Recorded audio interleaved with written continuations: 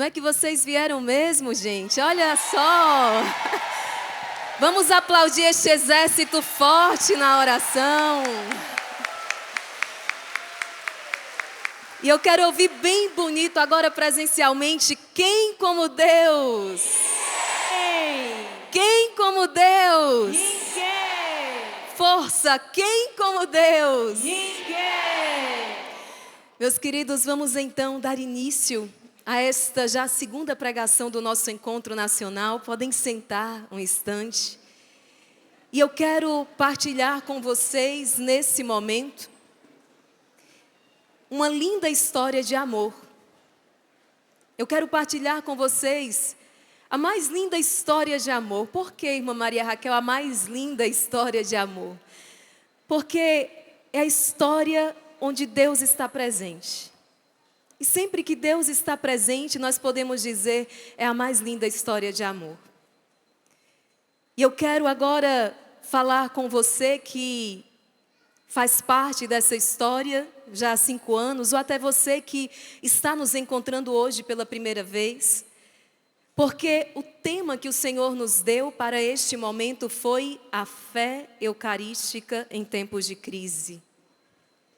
Então a primeira coisa que eu quero já quero lançar uma pergunta para você. Como você vive as suas crises? E aqui são tantas as crises, desde uma crise de ansiedade, que hoje está acontecendo tanto, desde a uma crise como uma pandemia que nós vimos aí estourar no final de 2019, chegando aqui ao Brasil em 2020, uma pandemia. Mas como você vive essa crise que você está passando? Talvez uma crise no seu matrimônio, uma crise de fé, uma crise no seu trabalho, uma crise no relacionamento. Como você tem vivido esta crise? E mais, como Deus espera que nós então vivamos as crises que batem à nossa porta. Por quê? Se tem algo que nós não temos dúvida é de que nós vamos enfrentar muitas crises ao longo da vida, sim ou não? E a verdade também é que a crise, ela se apresenta como uma oportunidade, um momento em que nós podemos desistir e desanimar, mas ela também se nos apresenta como uma grande oportunidade de crescimento, de amadurecimento. Como eu me emocionei ao entrar aqui neste lugar e ver o rostinho de vocês. Desde a quinta-feira, gente. Não é fácil chegar para a sexta, não é fácil chegar no sábado. Agora, desde a quinta, imagino todo o esforço de vocês. Para conseguir se orientar, organizar no trabalho, organizar a vinda. E como eu me emocionei quando eu entrei aqui e eu li assim, Encontro Nacional do Exército de São Miguel. E no caminho vindo para cá, alguém falava no carro, gente, que sol maravilhoso é esse? Parece que o sol se concentrou unicamente aqui em Cachoeira Paulista. Não sobrou sol para nenhum outro lugar do Brasil. Veio tudo aqui para Cachoeira Paulista. Mas eu também dizia, quem nasceu no meio da dor, esse calor é fichinha. É ou não é? Porque o exército de São Miguel, um exército de oração, ele nasceu num tempo de muito medo e desespero. Onde as pessoas estavam desesperadas, onde a morte levou tantos dos nossos amigos e irmãos. E foi nesse contexto que começou essa linda história de amor. Como uma criancinha que vem à vida como nós, que somos uma bênção de Deus, mas nascemos nesse contexto de dor. E a palavra vai dizer, tão logo a mamãe vê aquela criança, ela já esqueceu então das dores do parto. Nós nascemos nesse contexto de uma intensa crise. Isso é importante ressaltar. Agora, o que nos sustentou, o que nos manteve de pé e o que nos fez chegar até aqui?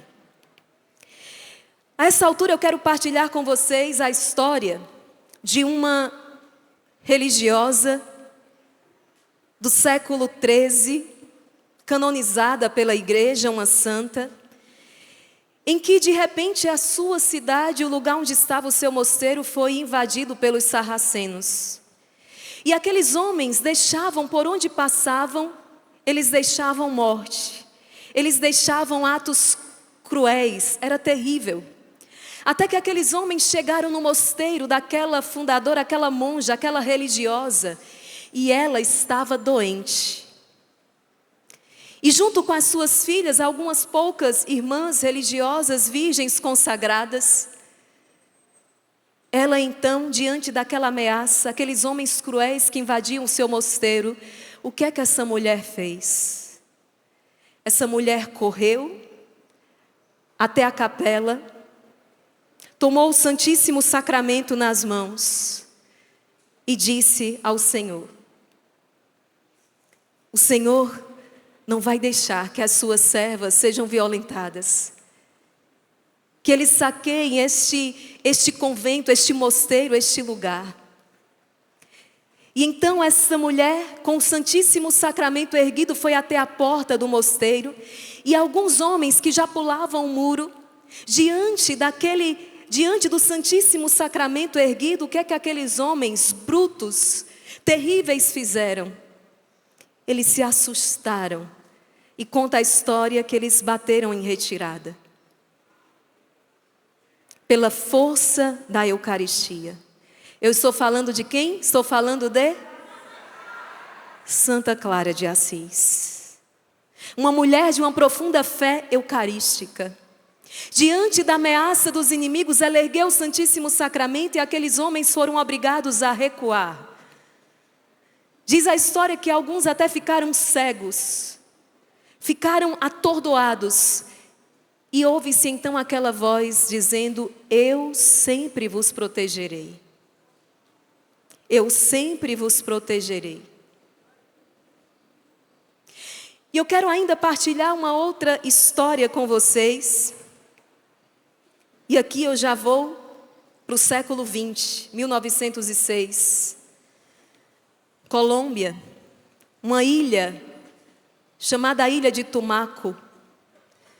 É dia 31 de janeiro, num mês como esse, quando aquela população se depara com um maremoto. A cidade treme por torno de 10 minutos, um tremor muito grande. O mar recua e eles então já entenderam tudo. Daqui a 5, 15 minutos, nós seremos engolidos por um tsunami. Não temos chance de fugir. Não dá tempo. Essa tsunami é considerada uma das maiores da história. E o que é que aquela população fez? Correu para a paróquia. Falou com o pároco, o Padre Gerardo. E o Padre Gerardo então tomou o Santíssimo Sacramento. Saiu em procissão para aquela beira-mar. E chegando lá, já se podia avistar aquela onda de até 5 metros de altura que vinha para destruir a ilha de Tumaco. Ergueu o Santíssimo Sacramento, fez o sinal da cruz e o que aconteceu? O mar se acalmou. A onda se desfez. E a população começou a gritar: milagre, milagre. As regiões vizinhas foram afetadas. Em torno de 1.000 a 1.500 pessoas vieram a óbito, com aquele desastre terrível. Mas a ilha de Tumaco, diante então do Santíssimo Sacramento erguido, foi preservada do mal. Fé eucarística. Quando em 2020 nós somos surpreendidos por decretos do governo, onde as nossas igrejas foram fechadas, e o nosso povo não tinha então mais acesso aos sacramentos. Os poderosos deste mundo fecharam as portas das nossas igrejas, mas o Todo-Poderoso abriu uma porta. E se as pessoas não podiam ir até a igreja, Jesus Eucarístico encontrou uma maneira de entrar na casa das pessoas. E ali nascia, há 5 anos atrás, o Nem um Dia Sem Jesus. Jesus Eucarístico, entrando em cada casa.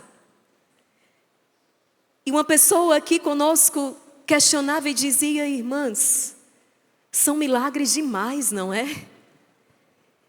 Que tantos milagres são esses? Cada pessoa que está aqui tem um milagre para contar, ou muitos milagres para contar. Alguém aqui tem milagre? Levanta a mão se alguém tiver. E a irmã Maria Joana respondia àquela pessoa, ela dizia: qual a razão do milagre? A razão tem um nome, tem rosto, é uma pessoa, é Jesus presente na Eucaristia.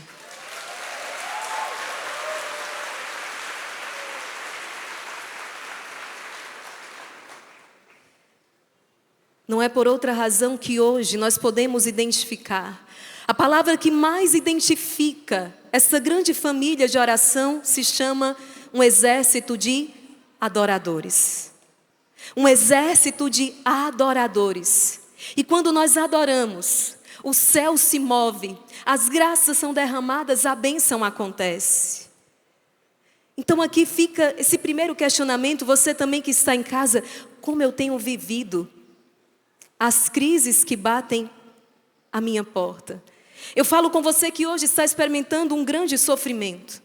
Será que esta dor, será que esta crise na sua vida gerará este fruto de crescimento, de amadurecimento espiritual?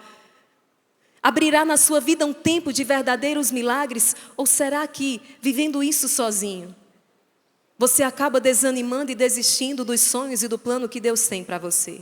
Não, meus irmãos, nós não podemos. E esta fé eucarística que nos fará então, que nos fará cada vez mais fortes no Senhor para superarmos todas as dificuldades. Que nos fará superar todas as dificuldades do nosso caminho. Eu quero partilhar com vocês aquilo que está lá no livro de Reis, 1 Reis. Abra a sua Bíblia. 1 Reis, capítulo 17, versículo do 7 ao 16. Essa passagem vai contar a história do profeta Elias. Israel está passando por um tempo de uma intensa seca, ou seja, Israel está passando por um tempo de crise. Não tem água, não tem alimento. Primeiro livro de Reis, capítulo 17, versículos do 7 ao 16. O profeta precisa se alimentar, precisa beber água, e a torrente onde ele se encontrava secou. E o Senhor então envia até uma viúva de Sarepta. E quando o profeta chega até a casa desta viúva e diz: me dá um pouco de água, ela vai buscar a água e ele diz: me dá um pouco de pão. E ela vai dizer então, aquele profeta: pela vida do Senhor teu Deus não tenho pão, só tenho um punhado de farinha numa vasilha e um pouco de azeite na jarra. Eu estava apanhando 2 pedaços de lenha a fim de preparar esse resto para eu e meu filho comermos e depois morreremos. Não havia comida. Não havia comida. E aquele profeta é enviado à casa daquela viúva para pedir-lhe pão, mas ela já não tem mais pão suficiente nem sequer para si e o seu filho. Mas o profeta replicou-lhe e disse: não tenha medo, vai e faze como disseste. Mas primeiro prepara-me um pãozinho do resto da farinha e traze-o. Depois farás o mesmo para ti e para o teu filho, pois assim fala o Senhor, o Deus de Israel: a vasilha de farinha não acabará, e a jarra de azeite não diminuirá, até o dia em que o Senhor enviar a chuva sobre este solo. A mulher foi e fez como Elias havia mandado. E comeram ele, ela e sua casa por muito tempo. A farinha da vasilha não acabou, o óleo da jarra não diminuiu, conforme o Senhor havia dito por meio de Elias. O que esta mulher teve, meus irmãos, foi um ato de fé. Ela acreditou na palavra do profeta. Eu acredito que essa passagem, 1 Reis 17, é uma das passagens que melhor ilustram aquilo que nós vivemos. Naquele tempo de uma crise tão profunda. E aquela crise, na verdade, ela revelou uma outra crise tão terrível. A crise, no meio daquela pandemia, revelou uma outra crise muito mais profunda, que foi uma crise de fé. Porque sem Jesus, nós não poderíamos sobreviver a tudo aquilo que nós sobrevivemos. Sem Jesus na Eucaristia, nós não teríamos forças para enfrentar tudo aquilo que nós enfrentamos. Eu me lembrava daquela hemorroísa que passou, e diz a palavra, o Evangelho, passou anos, 12 anos, gastou toda a fortuna que possuía indo atrás de médico, e ela não alcançou a cura. Quem foi que curou aquela mulher? Foi Jesus. Como que nós passaríamos por tudo aquilo sem Jesus na Eucaristia? Como? O único que, assim como com Santa Clara, assim como com a ilha de Tumaco, o único que verdadeiramente poderia nos salvar. E por isso que Jesus encontrou uma forma e uma maneira de entrar em cada casa, em cada lar, para ser adorado, para vir ao encontro do desespero e do medo das pessoas. Aquilo que Satanás colocou como causa de destruição para nós, o Senhor conseguiu tirar daquele mal um bem muito maior, porque ali surgiu um exército de adoradores. Pessoas que adoram o Senhor em espírito e verdade, apaixonados pelo Cristo na Eucaristia. Essa mulher, num ato de fé, ela entrega a última porção de farinha que ela tinha. Eu me lembro até hoje, naquele contexto onde todos nós estávamos no mesmo barco e sofrendo. Quantas perdas, quantas mortes. E eu me lembro, naquela época nós não tínhamos sacerdote conosco no mosteiro, no instituto. E eu lembro daquela Santa Missa que foi celebrada, e quando nós olhávamos para o altar estava cheio de muitas âmbolas, onde se colocam as hóstias. E as lágrimas corriam pelos nossos rostos, as lágrimas silenciosas, porque nós já estávamos entendendo. Poderíamos ficar sem a missa. Poderia nos faltar Jesus na Eucaristia. E não há maior dor para um consagrado, não há maior dor para aqueles que amam o Senhor na Eucaristia, ficar sem o seu tesouro. João Paulo II vai dizer, é Ele o coração vivo, pulsante da igreja, é a Eucaristia. E as lágrimas rolavam porque nós entendemos que poderia vir a nos faltar também. Mas a Eucaristia é a razão da nossa vida. De que vale viver sem a Eucaristia? De que vale estar vivo no corpo e morto na alma?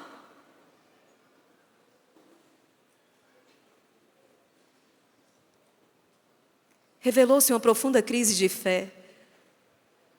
Porque as padarias estavam abertas, os bancos estavam abertos, os mercados estavam abertos.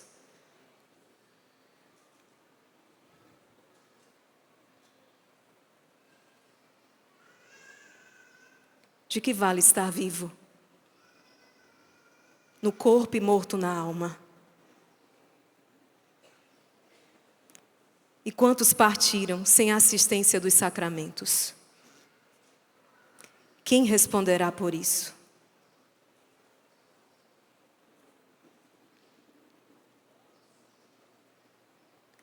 E o Instituto Hesed, com aquela última porção de farinha que nós tínhamos, tomamos uma decisão. Não podemos deixar as pessoas nem um dia sem Jesus.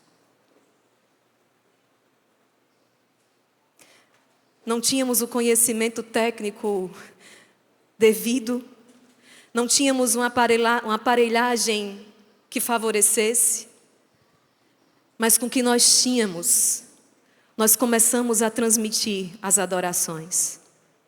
Era a última porção de farinha. E meus irmãos, aquilo que aconteceu na vida desta viúva, aconteceu na vida de cada um de nós. Porque não faltou, naquela jarra, não faltou a farinha e não faltou o azeite. Desde então, nós ficamos nem um dia sem Jesus.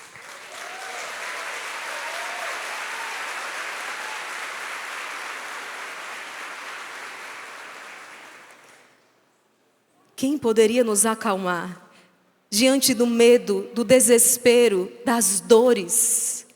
Só Jesus. Só Jesus. E eu me lembro com emoção daqueles dias que foi difícil para todos nós. Ninguém foi poupado da dor. Uma das cenas mais difíceis que eu já vi na minha vida foi quando eu encontrei a Madre Maria Teresa de joelhos na frente de um celular, e quando eu olhei o que ela estava fazendo, ela estava sepultando a sua mãe. Eu olhava na imagem daquele celular e o caixão estava descendo, e eu disse, meu Deus, como é que alguém sepulta a mãe desse jeito?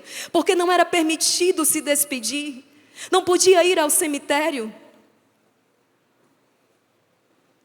Nós também tivemos perdas. As nossas irmãs também foram parar nas UTIs.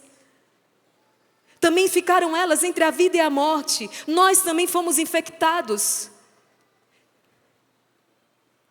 E sustentamos aquelas transmissões quando a câmera estava em nós, estava de pé. Quando a câmera saía, sentava, porque o vírus, faltava o ar e era cansativo.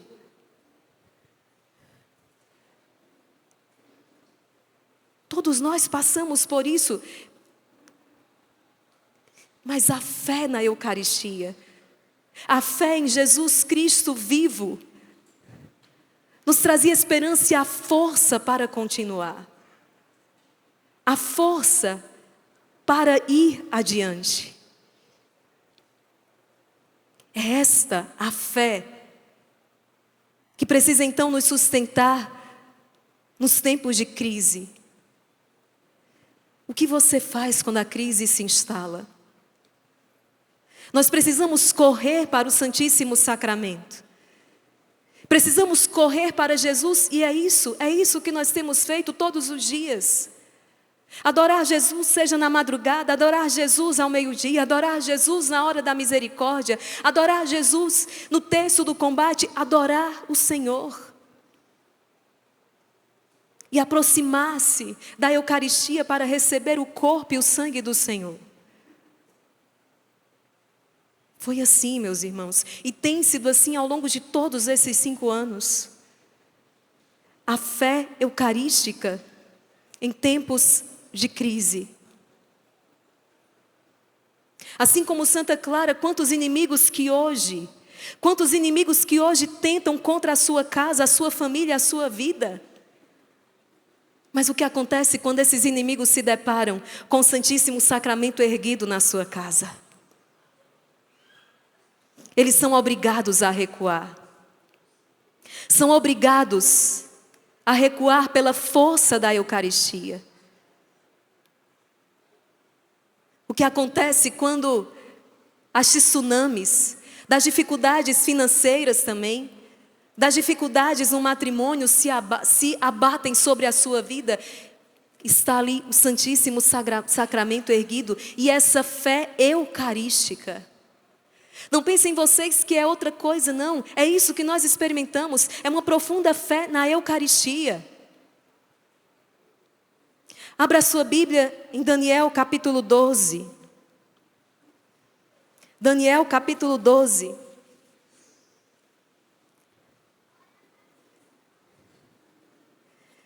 Versículo 1.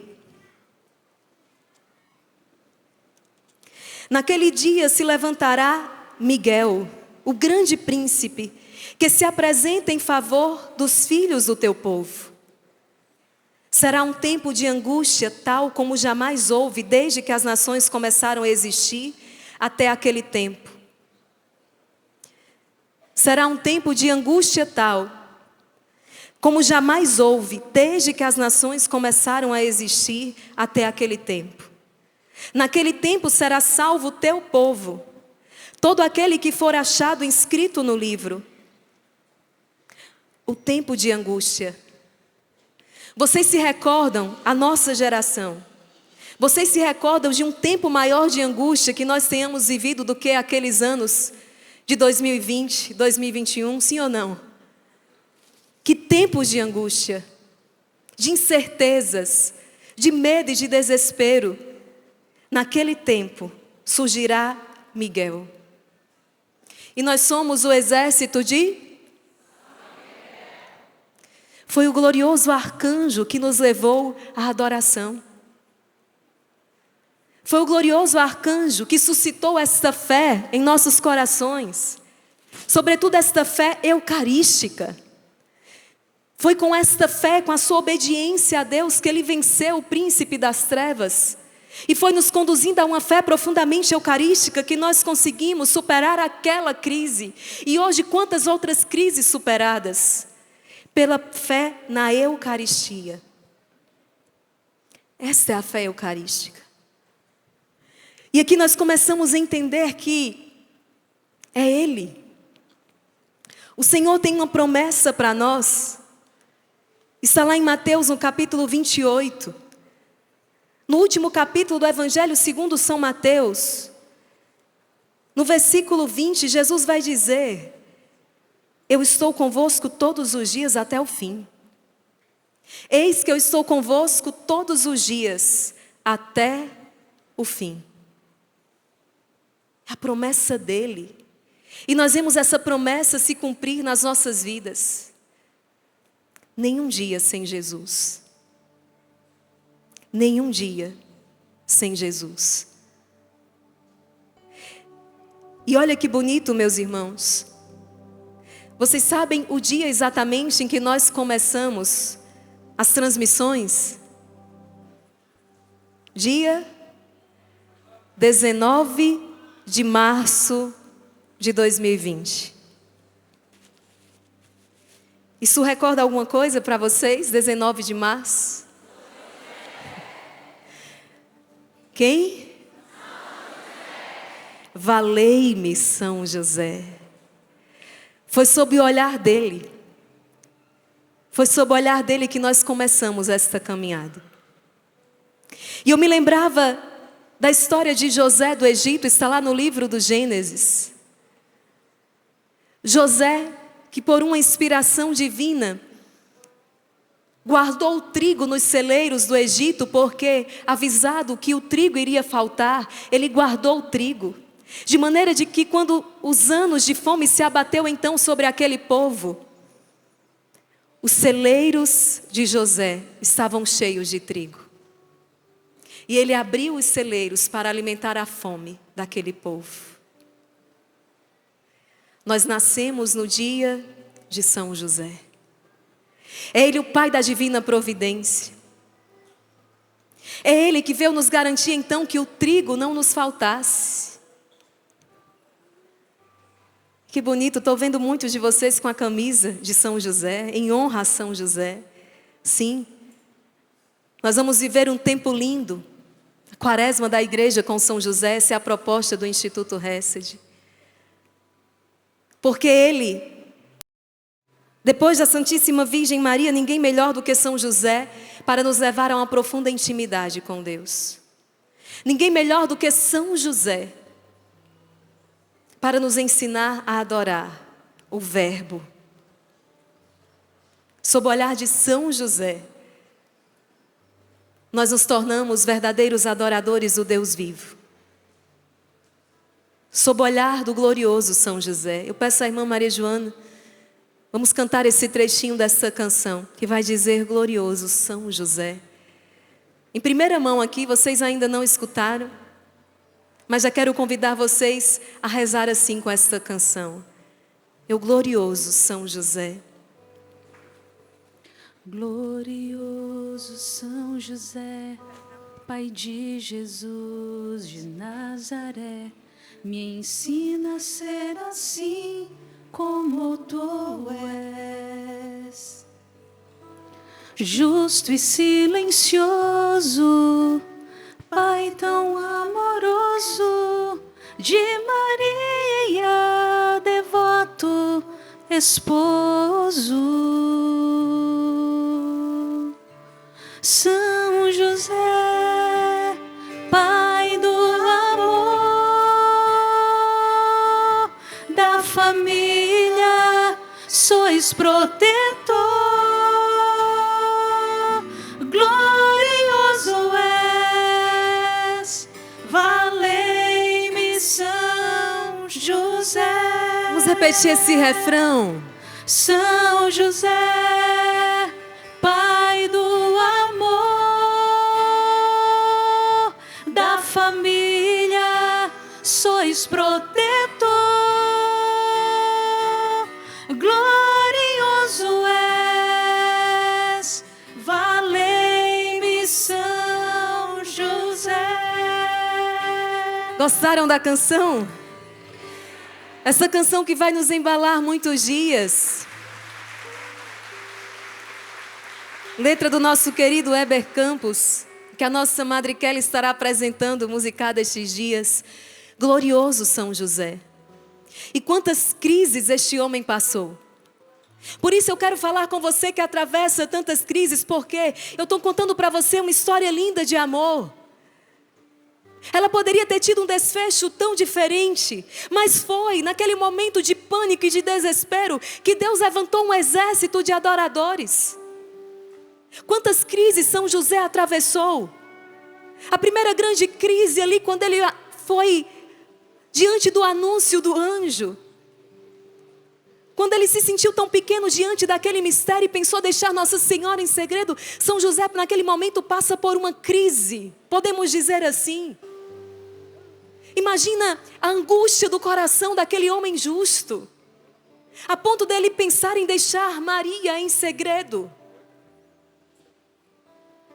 Depois, quando São José é avisado que o menino está ameaçado, e antes disso, quando a sua esposa grávida para dar à luz, ele não consegue encontrar um lugar digno para aquela criança nascer. Imagina a dor desse pai, desse esposo. São José é o homem das crises, que nos ensina a enfrentar e a viver as crises com fé. São José não para na dificuldade. E eu quero hoje lançar esse apelo. Eu e você, nós também não podemos parar na dificuldade. Naqueles momentos, e as nossas madres fundadoras, rapidamente ouvindo a voz de Deus, disseram: nós precisamos entrar na casa das pessoas. Jesus precisa entrar na casa das pessoas. E quando chegava um sábado e um domingo e dizia: agora, madre, a gente para a transmissão, ela dizia: não dá. Porque as pessoas estão desesperadas. Não parem, continuem. São José é um homem de atitude, um homem de fé. E assim Deus está falando com você. Deus está falando com você. São Padre Pio vai dizer: bendita a crise que nos faz olhar para o céu. Essa crise, essa dificuldade é uma oportunidade de crescermos. Esta crise pode estar iniciando um tempo novo na sua vida. Deus escolhe os seus melhores soldados para as batalhas mais difíceis, eu costumo dizer. E São José é esse homem que nos ensina a adorar e nos ensina a sobreviver às crises com esta fé no Senhor, com esta confiança no Senhor. Meus irmãos, nós já entendemos que sem o Senhor nós não podemos fazer nada. Quando nós nos debruçamos sobre o Evangelho e encontramos, por exemplo, aqueles discípulos que remaram a noite inteira sem sair do lugar. Ou quando nós encontramos o apóstolo Pedro lançando redes e não conseguindo pescar nada. É o céu dizendo que sem o Senhor nós não podemos fazer nada. Sem mim nada podeis fazer. Mas com o Senhor nós podemos fazer tudo. Com o Senhor nós podemos fazer tudo. Mas ou cremos ou não cremos, ou acreditamos ou não acreditamos. Se cremos que Jesus está verdadeiramente presente na Eucaristia, e Ele está, qual sacrifício que eu sou capaz de fazer para não perder essa presença eucarística? João 6, aquele que come a minha carne, bebe o meu sangue, tem a vida. Como é bonito ver o mover das madrugadas. Hoje, nós éramos mais de 160 mil pessoas no Rosário. E todos os dias temos sido ali 160, 200 mil pessoas, todos os dias do ano, rezando, adorando Jesus na madrugada. Porque entendemos que sem o Senhor nós nada podemos fazer. Esse é o tempo mais bem empregado da nossa vida, é o tempo em que nós adoramos Jesus na Eucaristia. Esse é o tempo mais bem empregado das nossas vidas, é o tempo em que nós adoramos Jesus na Eucaristia. E aqui está o segredo de tantos milagres. Um exército de adoradores, isso é fé eucarística. Recentemente estivemos na Polônia, na igreja de São Jacinto, em Legnica. E aquela igreja guarda um grande milagre. No dia 25 de dezembro do ano de 2013, a missa de Natal, enquanto o sacerdote distribuía a comunhão eucarística, a comunhão para as pessoas, uma partícula, uma hóstia consagrada caiu no chão. E aquele sacerdote então tomou aquela partícula e, como manda a igreja, colocou no recipiente com água e guardou no sacrário para que se dissolvesse. E 10 dias depois, ao abrir o sacrário e abrir o recipiente, a hóstia não só não se dissolveu, como apresentava uma mancha avermelhada. Aquela situação foi comunicada então ao bispo da diocese, que montou então uma equipe para instituiu uma comissão para realizar um estudo científico sobre aquela espécie.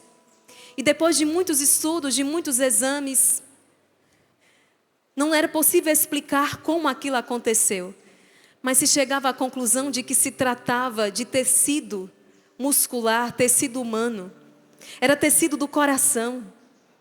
E era um músculo de alguém que estava em agonia. De um coração agonizante. É o coração eucarístico de Jesus. A Eucaristia é Jesus vivo no meio de nós. Essa é a fé da igreja.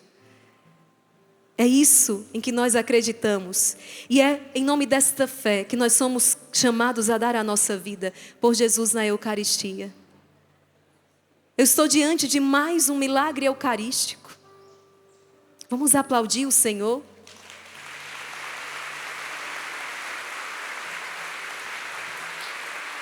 Era o dia 25 de dezembro. 25 de dezembro é o dia de Natal. Naquele dia, 3 coisas. O céu dizia à terra, o verbo verdadeiramente se fez carne. É o sacrifício, a Eucaristia é o sacrifício de amor do Senhor. E ali Ele nos espera continuamente. Quando eu entrava naquela igreja em Legnica e me deparava diante daquele milagre, eu fui às lágrimas. Mais uma vez. É o amor dos amores.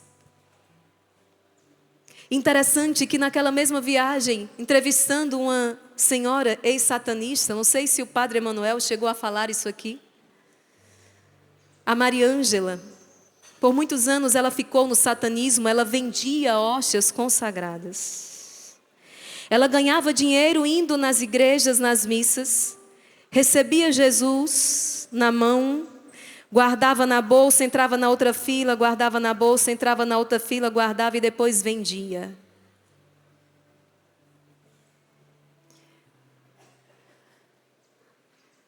E ela que alertava e dizia: cuidado, padre, cuidado.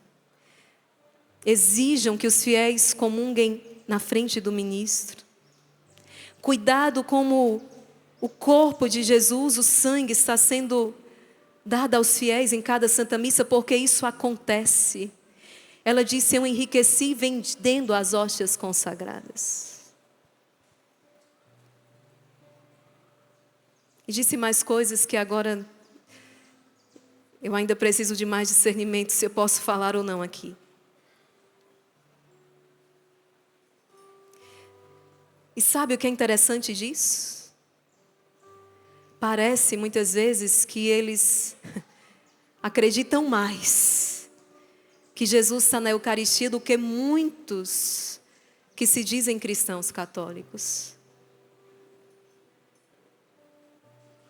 Essas hóstias são levadas para as missas negras, para os cultos satânicos, para serem profanadas, pisadas, cuspidas, porque eles acreditam que é o corpo e o sangue de Cristo. E perguntando para ela por que eles fazem isso apenas então na Igreja Católica com as missas. E ela dizia: porque é o único lugar onde Jesus está vivo e presente na hóstia. É o sacramento. E Satanás treme diante dessa realidade. Ele não tem medo de outra coisa, tanto quando ele treme diante da presença viva e real de Jesus na Eucaristia. Ele tem ódio. Por isso que ele vai fazer de tudo para te tirar desta comunhão. Ou pior, não te tirar desta comunhão, mas fazer com que você comungue em pecado mortal. Fazer com que você se aproxime da Eucaristia sem a devida disposição. Porque, meus irmãos, tão horrível, ou melhor, pior do que não receber o corpo e o sangue de Cristo, é fazê-lo de maneira indevida, sem o devido preparo. Isso não vale só para você, vale para mim, vale para todos nós.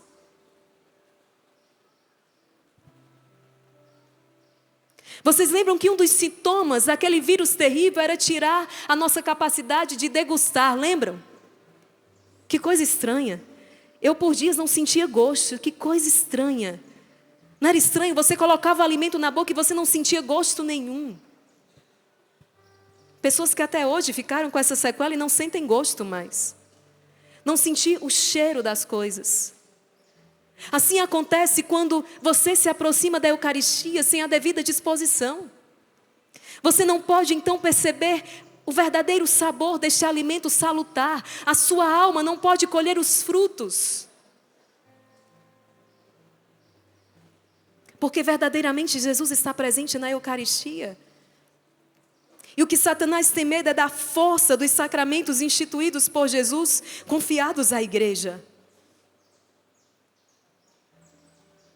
Outro dia, um sacerdote exorcista dizia: impressionante como as pessoas são capazes de cortar um país para receber oração.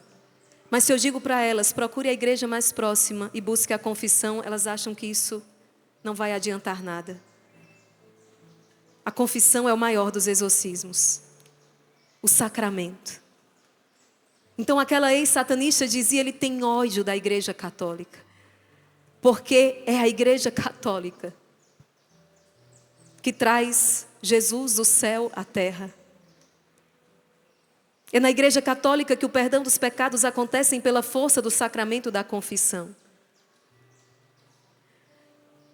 Por isso que hoje pela manhã eu recebi o testemunho da Cátia. Ela dizia: eu quero glorificar o Senhor e agradecer aos irmãos e irmãs, ao Instituto Hesed, porque o meu esposo voltou à igreja católica.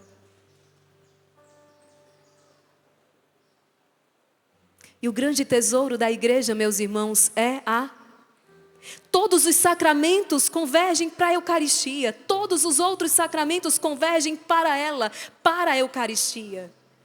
É esse o nosso grande tesouro. A Eucaristia é a resposta. Para você que hoje enfrenta uma crise profunda de depressão, ansiedade, eu não tenho dúvida, a Eucaristia é a resposta. Para você que está com dificuldades no seu matrimônio, Eucaristia é a resposta. Para você que está passando por tantas dificuldades, a Eucaristia é a resposta. E esse é o grande tema do nosso encontro nacional. Vocês vão perceber que todos os nossos momentos vão ser como esse canhão de luz apontando para Ele. Nós somos como outro João Batista dizendo, é Ele. Eis o Cordeiro de Deus. É Ele que tira o pecado do mundo. É Ele. É Jesus. E Ele está vivo, presente em nosso meio. Mateus 28. Eu não vos deixarei sozinhos, porque eu estarei com vocês até o fim. Pode ser que muitos nos abandonem, mas há uma promessa de Jesus para nós. Ele prometeu jamais abandonar você.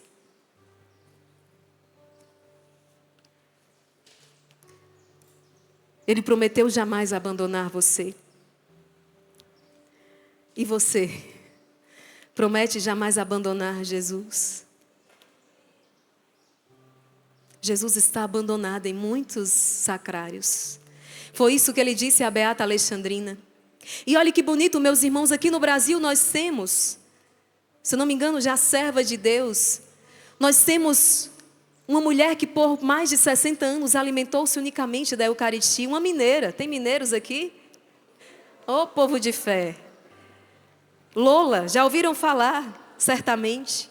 Essa mulher por mais de 60 anos se alimentou unicamente da Eucaristia. Assim como a Beata Alexandrina, que por 13 anos alimentou-se unicamente da Eucaristia. E outras mulheres místicas do século XX, escolhidas por Deus, que se alimentaram unicamente da Eucaristia. É o Senhor dizendo que é esse o alimento dos alimentos. É essa força, é essa presença que não pode faltar. Santo Afonso vai dizer que 15 minutos de oração diante do Santíssimo Sacramento.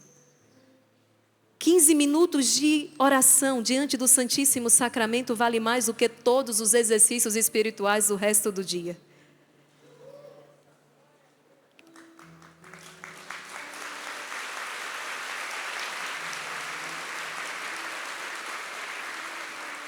Como alegra o nosso coração encontrar as nossas igrejas abertas. Como hoje aqui a canção nova, nessa quinta-feira de adoração eucarística, um povo que vem para adorar Jesus. Que alegria ver as nossas igrejas abertas e Jesus exposto no Santíssimo Sacramento, para que os fiéis possam se aproximar e adorar o Senhor. O que as pessoas precisam é de Jesus na Eucaristia, é disso que as pessoas precisam. E o Rosário faz isso. A escola de Nossa Senhora é levar as pessoas para a Eucaristia. A devoção aos santos anjos faz isso. Leva as pessoas à Eucaristia. Tudo converge para a Eucaristia, que está a grande raiva e o grande ódio de Satanás. Porque aquele que come e bebe o meu corpo, a minha carne, o meu sangue, tem a vida e tem a vida eterna. Nós já começamos a viver o céu na terra. Hoje pela manhã eu me deparava com o testemunho de um casal.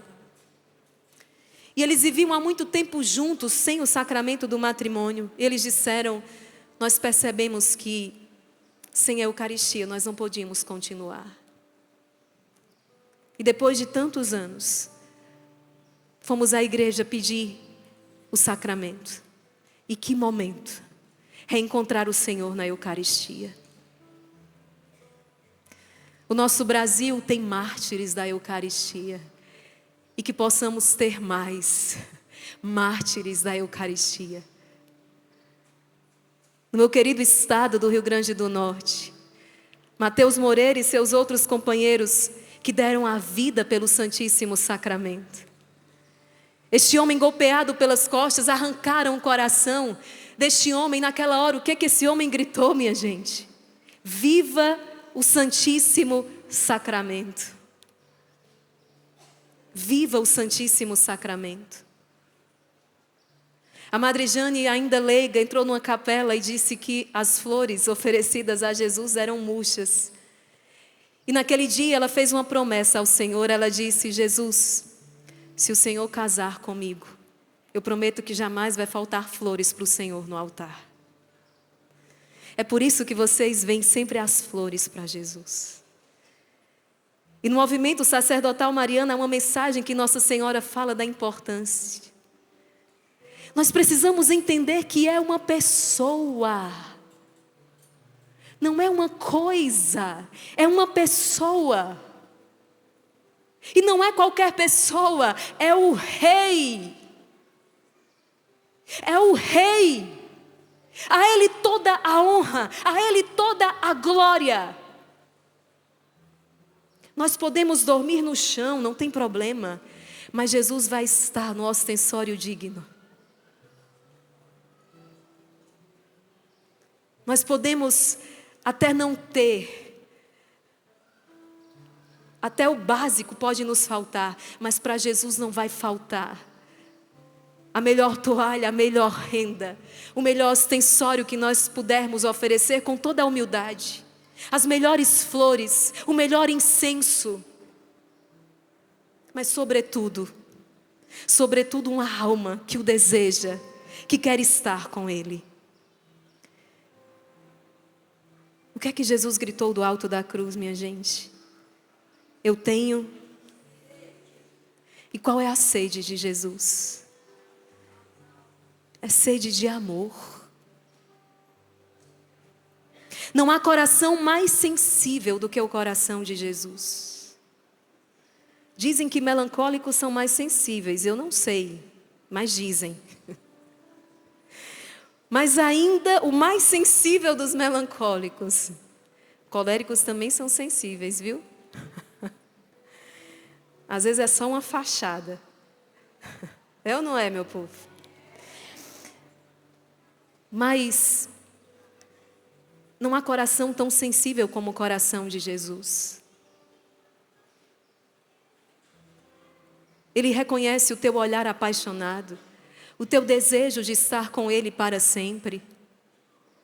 É Ele o grande amor. É Ele o grande amor das nossas vidas. É o único pelo qual vale a pena deixar tudo, na certeza de que não seremos decepcionados.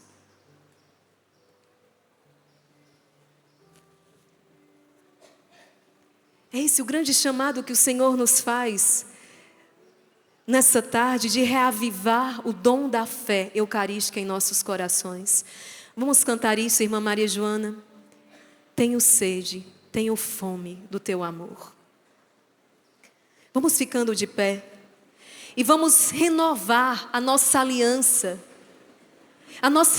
de amor com Jesus presente na Eucaristia. E lembre-se, quando os inimigos tentarem invadir a tua casa, o que você vai fazer? Erguer o Santíssimo Sacramento como Clara de Assis. Quando as ondas das tentações, quando as ondas das dificuldades se abaterem sobre a sua vida, assim como o Padre Gerardo, o que você vai fazer? Erguer o Santíssimo Sacramento. Quantas igrejas fechadas, onde já não se expõe Jesus para a Eucaristia porque faltam adoradores. Quando nós chegamos numa igreja, na última peregrinação que fizemos, Jesus Eucarístico estava sozinho, exposto, e ninguém estava lá. Precisamos de comunidades adoradoras, precisamos de uma igreja católica adoradora, precisamos de Jesus exposto nos nossos altares. Precisamos de comunhões, não comunhões sacrílegas não, mas comunhões em estado de graça. Nossos confessionários cheios, pedindo perdão pelos nossos pecados, para receber Jesus na Eucaristia. Do contrário, não há céu. Porque foi o que Ele nos disse.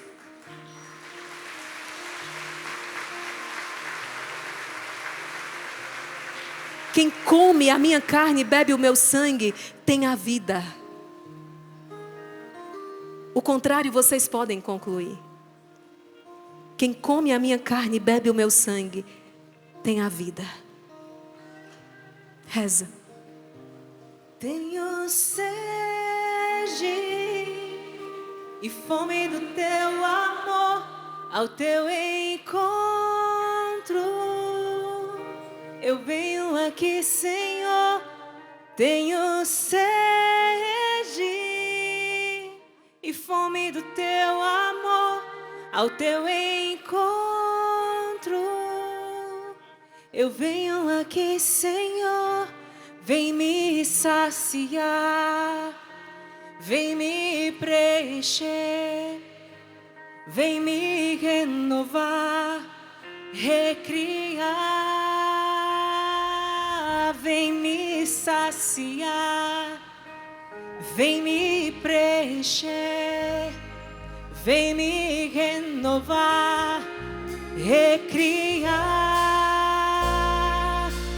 Confio em ti, confio em ti, preciso de ti, Jesus. Confio em ti, confio em ti, espero e te amo, Jesus.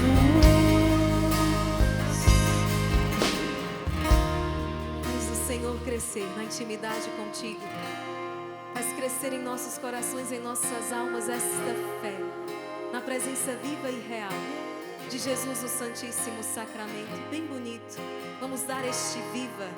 Viva Jesus, o Santíssimo Sacramento. Viva! Aplaude o Senhor.